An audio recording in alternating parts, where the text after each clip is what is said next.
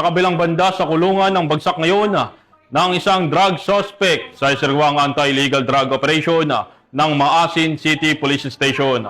Tinutukan dyan ni Patrolwoman Maria Elena Singian.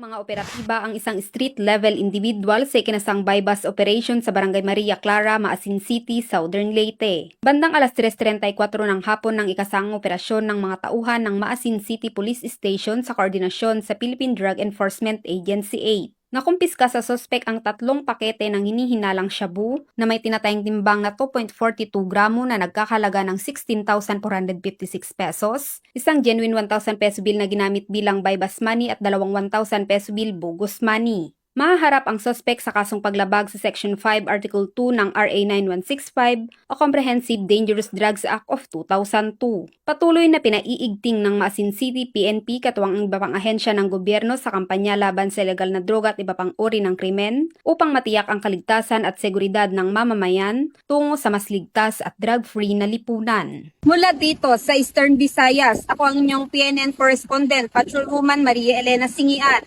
Alagad ng batas, tagataguyod ng balitang pulis.